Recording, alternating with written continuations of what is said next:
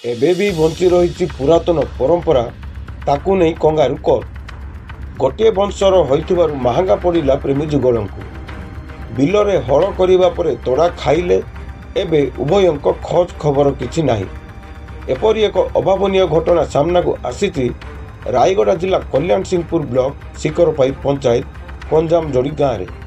Social ମିଡ଼ିଆରେ ଏକ video viral ହେବାରେ ଲାଗିଛି। ଗ୍ରାମଦେବୀଙ୍କ ପାଖରେ ପୂଜାପାଠ କରାଇବା ପରେ ବଳଦ ସ୍ଥାନରେ ଗୋଟିଏ ପୁଅ ଓ ଝିଅକୁ କାନ୍ଧରେ ଜୁଆଳି ପକାଇ କ୍ଷେତରେ ତଷିବାକୁ ବାଧ୍ୟ କରାଯାଉଛି। ଉଭୟଙ୍କ ଅନିଚ୍ଛା ସତ୍ତ୍ୱେ ଧମକ ଚମକ ଓ ମାଡ଼ ମାରି ହଳ କରାଉଛନ୍ତି ଗାଁ ଲୋକେ।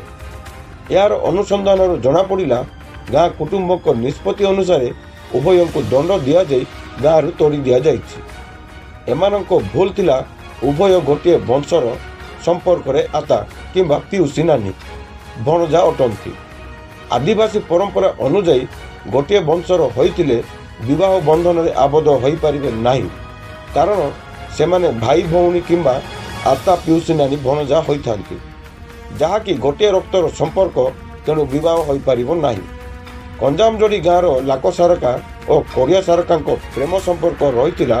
ଦିନେ ଉଭୟଙ୍କୁ ଏକତ୍ରିତ ଥିବା ଗାଁ ଲୋକେ ଦେଖିଥିଲେ। ଏହାକୁ ନେଇ ଗାଁ କୁଟୁମ୍ବ ବୈଠକ ବସି ଉଭୟଙ୍କୁ ଏହି ଦଣ୍ଡ ଶୁଣାଇଥିଲେ, ଯାହା ତାଙ୍କ ପରମ୍ପରା ରହିଛି। କେବଳ ଏତିକିରେ ସୀମିତ ନଥିଲା, ଉଭୟଙ୍କୁ ଗାଁ ଛାଡ଼ିବାକୁ ପଡ଼ିଲା। ବର୍ତ୍ତମାନ ପ୍ରେମୀ ଯୁଗଳ କେଉଁଠାରେ ଅଛନ୍ତି କାହାରିକୁ ଜଣାନାହିଁ। ଏନେଇ କାହାର ମଧ୍ୟ ପ୍ରତିକ୍ରିୟା ମିଳିପାରି ନାହିଁ। ସମୁଦ୍ର ମିଳିଆକା ସାର୍। वार्ड मेंबर अछि। हाँ सर। कोन है छी देखो एबे नियम कोन अछि रंगलर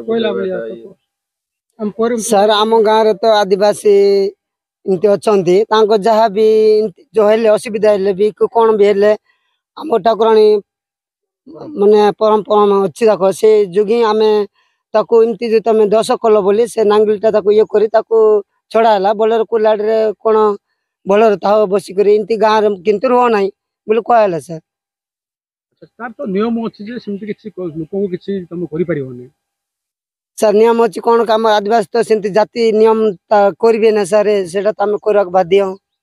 मते कहबो कोन तांके संपर्क लागिबे कोन भूल करथिले तांके निजे तांकर आता हेबो जोगिन तमे निजे नानी को मां आता मां पुर रखला पुर हेला, तेणुकर आमे मानलुनी आदिवासी माने तो मानबेनी, तेणुकर ताको सेमिति करा गला सर। तमे किंति जानलो ता संपर्क तांके नेक पड़ितिले ताको डकाई करी गाँ रे पानी आम पानी गदेई करी जहा हेला सेटा करिलो गाँ कुटुंब बसी करी आदिवासी परंपरा रही। हाँ सर।